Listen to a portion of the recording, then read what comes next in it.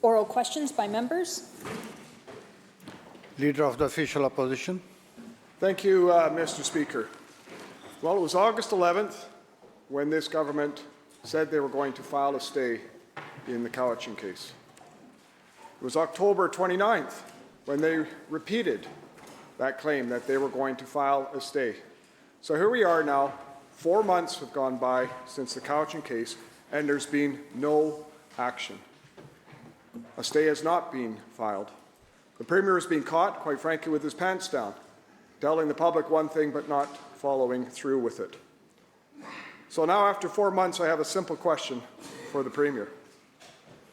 Why did this Premier tell British Columbians that he was going to be filing a stay in this court case when nothing has actually been filed?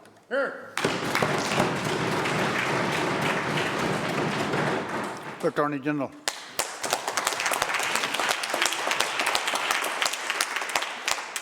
Thank you, Mr. Speaker. We have been hard at work since the decision came out. Not only did we very quickly announce the stay application that we'd be pursuing along with the appeal, we've been meeting on the ground with affected landowners and collecting their stories, which is part of the work that will feed into our stay application. It's our #1 priority, Mr. Speaker. There is no deadline for a stay application, so I think just in terms of the importance that we place on this, we're going to be focused on the work we need to do to file that application, work with all parties involved, and stand up for the private property owners that we are engaging with right now. Member supplemental. Thank you. I find it interesting that the member opposite says they're working with the private property owners to put in a stay application. Here's a novel idea. 6 years ago when this case came forward, why didn't you engage the private property owners then? Yeah, exactly. Private property owners have been left in the cold until suddenly a decision was made in August after 6 years. Now they've made a decision they want to work with private property owners. I think it's good that they do, but here's an idea for you. Here's an idea for this government. Why doesn't this government actually ask to reopen this case and allow private property owners to go forward and put their case forward to protect their own rights, because clearly this government is not doing the job protecting private property rights. Yeah.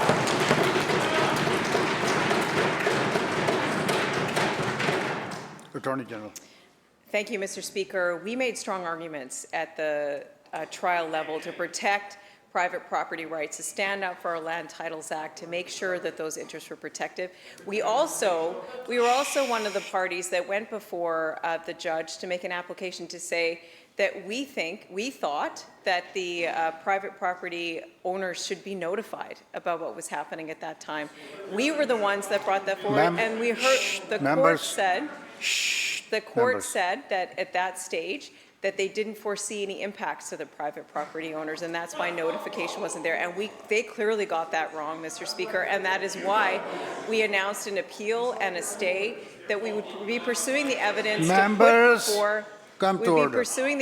put before the court to make sure that they saw that, in our view, that was an error, and we'll continue to stand up for those rights and work forward towards a resolution. Thank you, Mr. Speaker. Member for Columbia River Revelstoke. Mr. Speaker, opposition to the proposed Heritage Conservation Act amendments are coming from every corner of the province. The Union of BC Municipalities, the Business Council of BC, the Independent Contractors and Businesses Association, the BC Real Estate Association, the Association of Mineral Exploration are just a few in a long, growing list. They all say the same thing, Mr. Speaker. No meaningful consultation has taken place. Permitting will be much slower. Investor confidence is collapsing. And that this is nothing more than an ideological push to align the Act with DRIPA instead of instituting meaningful policy. To the Premier, besides a handful of First Nations who helped co-draft these amendments under NDAs, is there anybody left in the province who actually supports these changes?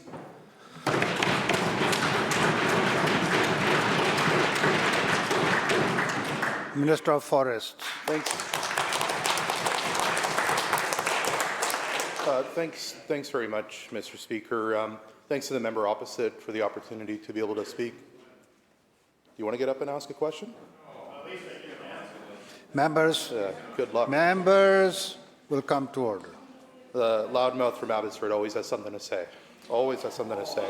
But let's... Members, the question was asked, and the members, the question was asked. Minister is trying to answer now. Please. Trying indeed, Mr. Speaker. Mr. Speaker, the Heritage Conservation Act is a very important piece of legislation, and on this side of the House, we've been doing an awful lot of engagement on, not just for the past number of months, but the past number of years. We've led a comprehensive engagement that has allowed local government leaders, industry leaders to be able to provide their feedback. There has been no draft legislation to date. We are continuing to hear with people. I had an opportunity to be able to meet with the Minister of Local Government and the President of UBCM on Friday, where we had an opportunity to talk about their submission. I'm looking forward to the continued engagement, but I would remind the member opposite, we're talking about people's heritage. We're talking about First Nations artifact. And so I hope that as part of this discussion, there can be some respect given to this. I hope as part of this discussion, we can talk about speeding up permitting. We can talk about ensuring that we're protecting communities like Lytton that have gone through so many challenges with their rebuild. And at the same time, we can respect First Nations shared decision-making and aligning this with DRIPA. Thank you. Member supplemental? Well, I think respecting the opposition of just about every business association, local government leadership group, and everybody else would be kind of a constructive start to this, Mr. Speaker. These changes aren't about...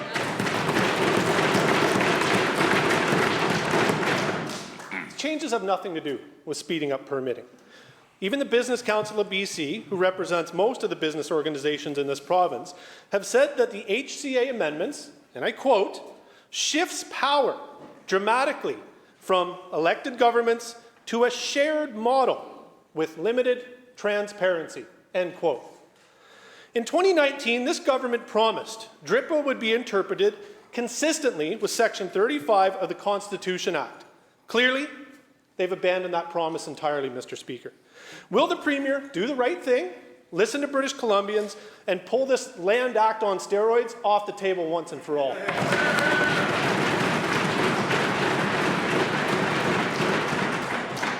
Minister of Forests. Mr. Speaker, there is no draft legislation. We're engaging with British Columbians. We have had thousands of submissions. We've had people participating in surveys.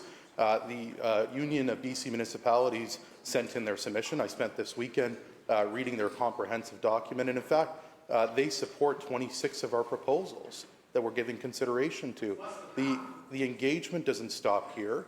I want to ensure that when we bring forward legislation that speeds up permits, that respects First Nations, that ensures that communities that face wildfire challenges and a whole host of other things like floods can rebuild faster. I've been very clear, as has this side of the House, what we want to accomplish. It is a shame, Mr. Speaker, that the members opposite are standing away from this legislation, and I would say showing a level of disrespect. I would say, member opposite, what's shameful is the level of disrespect that the members opposite are showing to First Nations and their artifacts and their heritage. That's what's disrespectful, Mr. Speaker.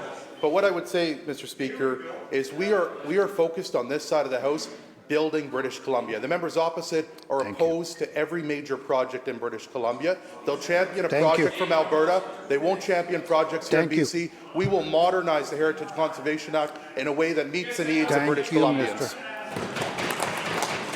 Leader of the third party. Leader of the third party. Thank you, Honourable Speaker. Last week I asked this government to study the health impacts of the fossil gas industry in BC. The Minister of Energy and Climate Solutions assured this House that the analysis had already been done. He referenced a 2018 report on fracking in BC, but the Minister will know that that report did not include an examination of the public health implications of fracking in the northeast of our province. Thanks to relentless lobbying by the Canadian Association of Petroleum Producers and others, we still don't have a comprehensive, cumulative, and independent health impact assessment of LNG and fracking. We can use data from the rest of North America to piece the picture together, and the results are clear. Fracking methane out of the earth harms human health, increasing pressure and costs to our healthcare system, social programs, and infrastructure. My question, Mr. Speaker, is to the Minister of Health.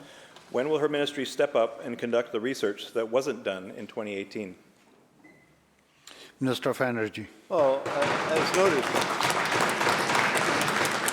to the member last week, the government instituted a fundamental review of hydraulic fracturing in BC, which came with recommendations that were broadly implemented, that have had a significant effect. As the member will know, there have been significant progress with respect to emissions in the oil and gas industry in a general sense, especially around methane emissions, a 51% reduction from 2015.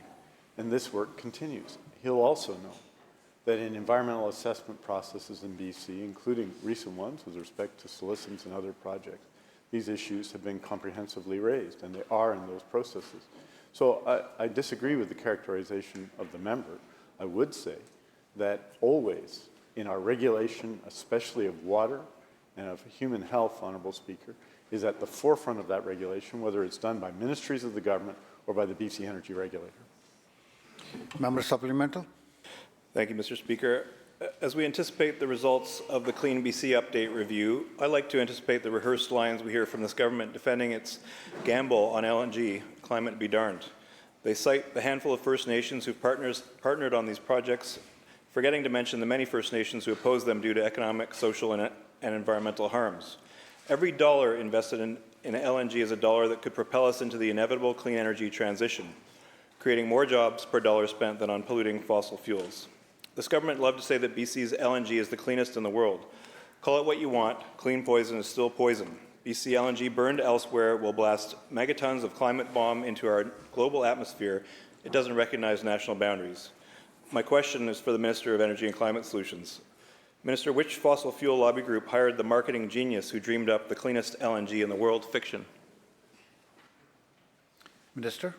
Well, Honourable Speaker, I think it's reasonable for the member to oppose projects in British Columbia, including ones led by First Nations, such as Cedar LNG, led by the Haisla, or Solisons LNG, led by the Nisga'a First Nation. That's reasonable. He can disagree with the Haisla, and he can disagree with the Nisga'a. What he can't disagree with is the Cedar LNG project will have the lowest emission LNG in the world. That isn't, Honourable Speaker, that isn't an issue of opinion. That is an issue of fact, Honourable Speaker. We're going to continue to do what we've done from the beginning, which is to ensure a fair return on BC's resources, that communities are protected, that we address climate commitments, that we respect First Nations, Honourable Speaker, and that we ensure that British Columbians and Canadians work on major projects in our province. In this area, we have continued to meet those commitments, and we're going to continue to do so.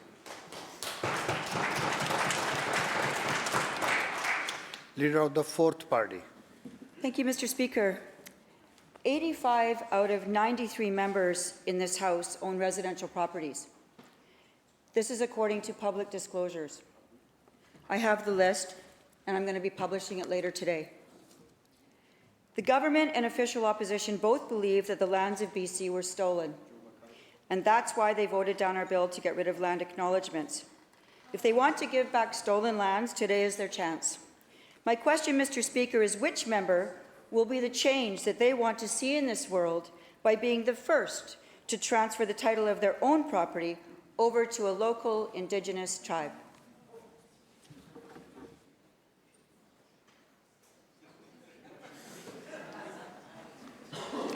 Minister of Indigenous Relations and Reconciliation. Well, thank you for the acknowledgement, Honourable Speaker. It seems that the member opposite is in a spirit of generosity. I understand she herself has a large home in not the downtown east side. No, it's Tonier Place. That's West Point Grade. She doesn't own a home. Okay. I think in the end... Members. In the end, the member over there is going to try and sow discord, disunity, put neighbor against neighbor, pit member against member. Meanwhile, the vast majority of the rest of this House just want to be doing things like improving health care, fighting crime, making sure that our neighborhoods are stronger, that people have jobs. If members opposite don't agree, I thought that's what they wanted to do too. Certainly we on this side of the House are focused on those efforts.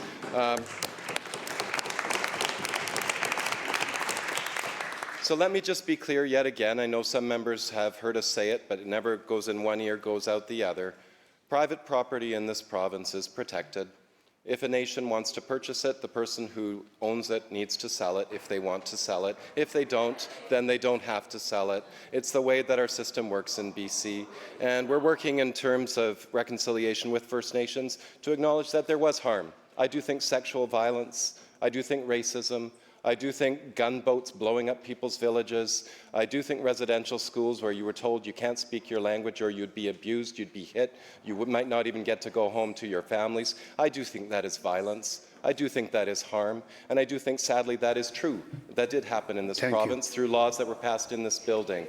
We have a better job that we can do together, but it's not through spreading hate and division. It's through uniting and looking each other in the eyes as neighbours, as friends, as co-workers. Thank you, Honourable Speaker.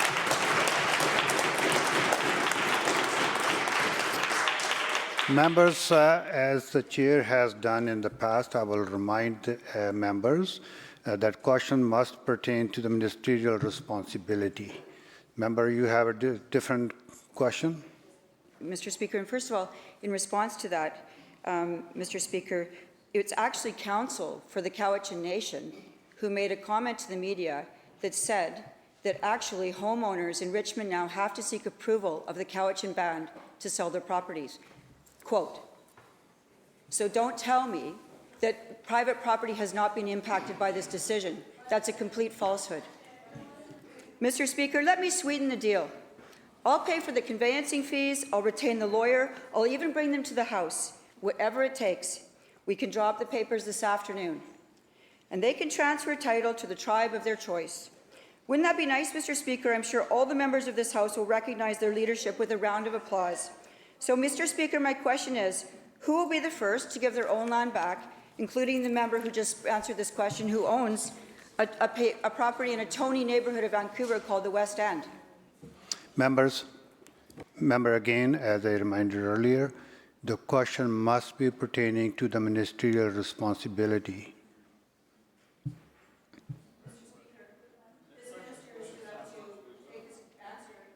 Hold on, sir. Shh. No, the chair has heard you. Member, that's fine. The chair have heard you. Attorney General.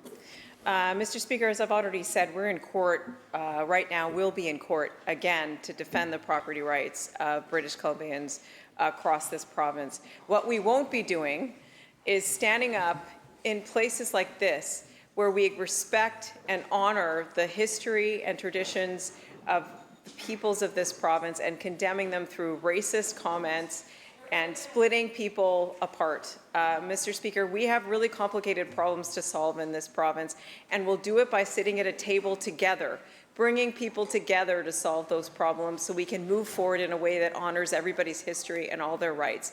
And that's the work we're going to continue to do on this side. Thank you, Mr. Speaker. Member for Skeena. In Cowichan, 80 overdoses in 24 hours turned into an unprecedented crisis. Shelters ran out of naloxone, paramedics were overwhelmed, and people were collapsing one after another. Outreach workers called it terrifying and hell on wheels, and the community is traumatized. The Premier admitted that decriminalization was a failed experiment, yet this government still refuses to reverse course, even as drugs flood into communities and treatment and recovery resources are scarce and underfunded. When will the NDP learn that the problem isn't running out of naloxone, it's normalizing the use of dangerous drugs?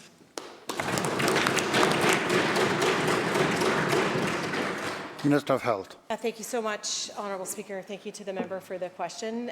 What has taken place in Cowichan is a terrible set of circumstances, and I know that everybody has been thinking about that. Naloxone is a life-saving supply, life-saving equipment, and should be part of anybody's first aid kit, literally, Mr. Speaker. That's how important this is.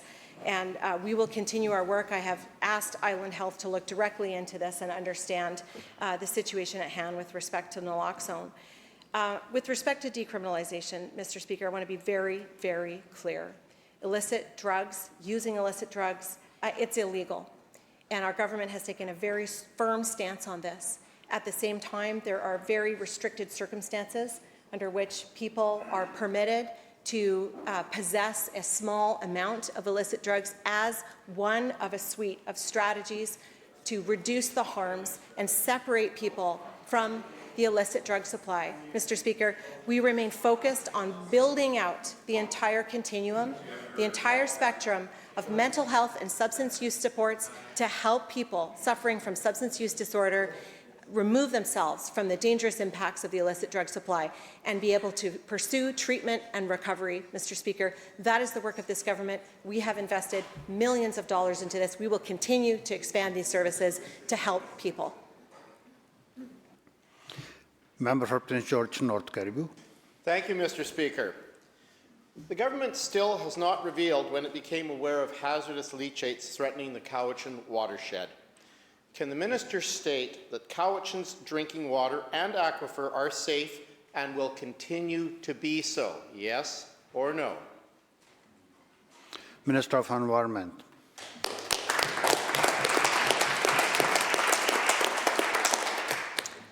Thank you, Mr. Speaker. We've heard people's concerns about this site, and we are taking action. In 2021, the newly created Integrated Environmental Enforcement Unit led an investigation.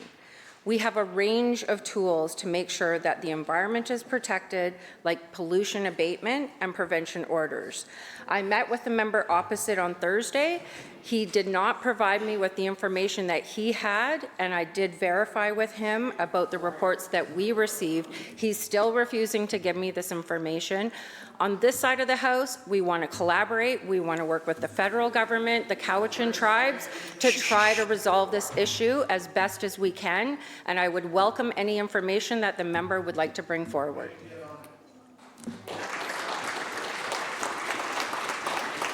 Member for Kootenay Rockies. Thank you, Mr. Speaker.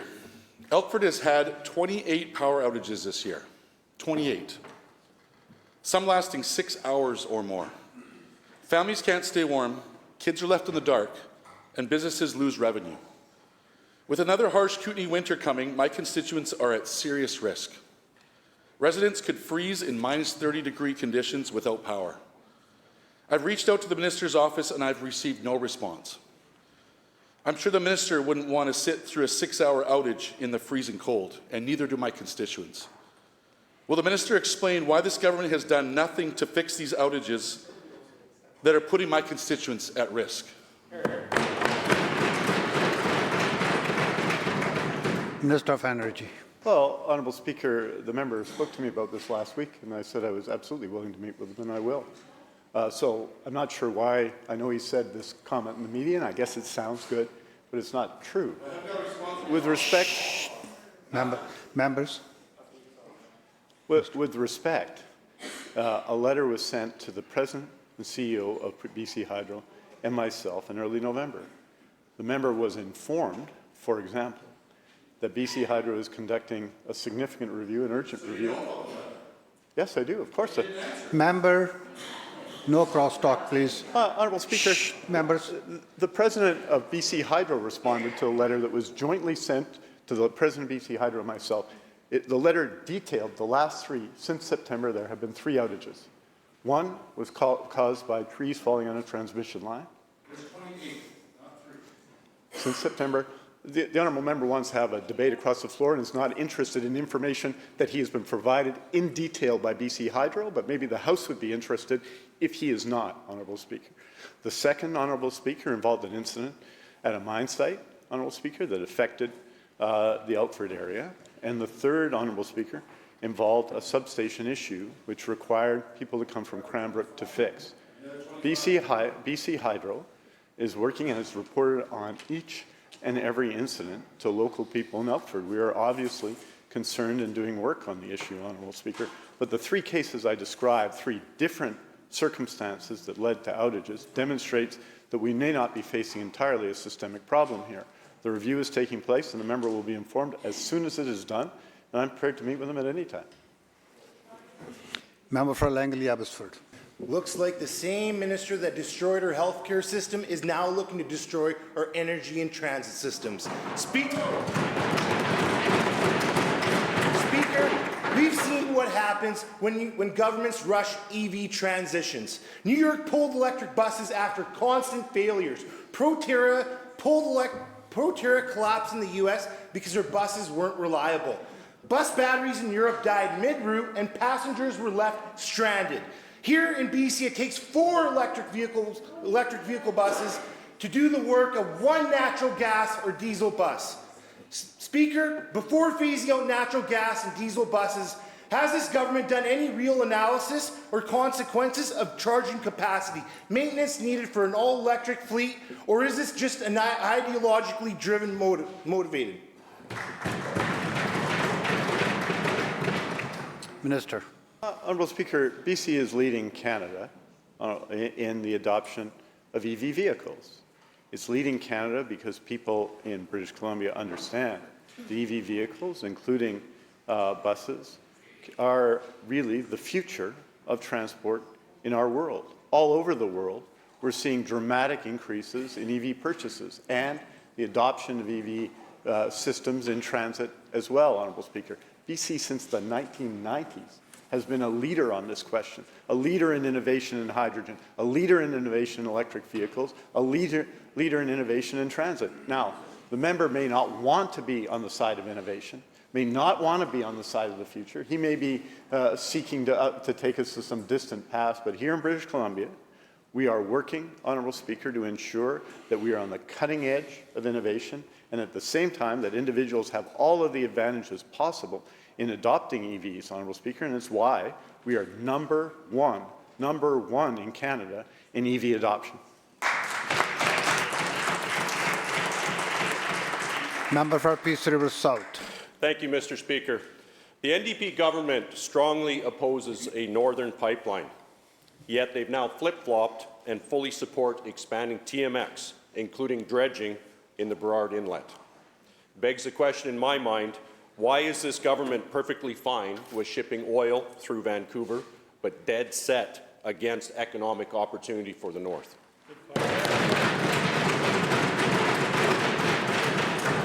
Minister of Energy. Let's remember who led the opposition to the North Coast transmission line. He's apparently dead set in favour of electricity for Vancouver, but opposed to ensuring that the North have access to that electricity. Honourable Speaker, in case I missed something, Honourable Speaker. Shh. Members, please continue. In case I missed something, Honourable Speaker, the TMX pipeline has been built. Member for Richmond Centre.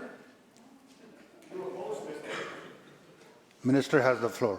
Honourable Speaker, that the TMX pipeline has been built. And the people of BC and the province of BC has said it's reasonable that it be fully used. Why? Because it costs $34 billion of public funds, $18 billion of which was a public subsidy. $18 billion of it was a public subsidy, Honourable Speaker. And so what we've said, Honourable Speaker, because of me, Honourable Speaker, the member's got to be kidding, Honourable Speaker. The member for Kelowna is yelling and screaming, Honourable Speaker, but the fact of the matter is we have taken a consistent position. Now, on the Northern Pipeline, there is no proponent.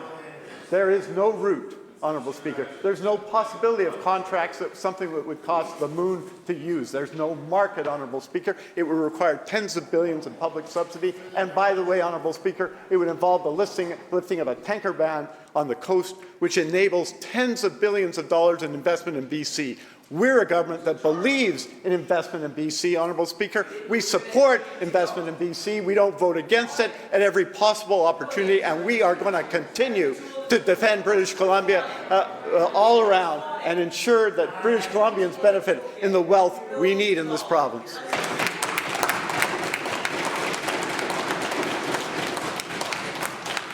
Member for Langley Willowbrook. Thank you, Mr. Speaker. Last time I asked the minister about Car 67, she dodged a broken promise, said they would speak to the community. Well, the community is speaking. Police, nurses, mayors, councils, and families have been sounding the alarm for a year while the NDP sits on their hands. It's not their fault that this government exploded the debt and mismanaged the economy so badly that the crisis team can't get funded. Will the minister stop stalling and implement Car 67 for my residents of Langley Willowbrook today, yes or no?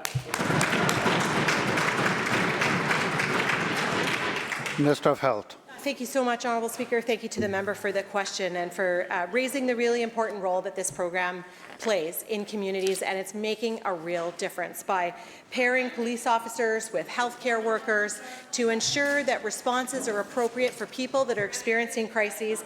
Mr. Speaker, this is helping people to get better access to supports, to get the help that they need.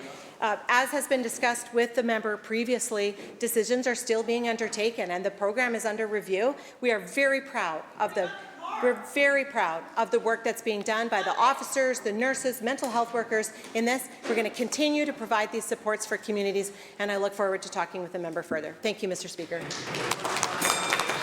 The bell ends the question period.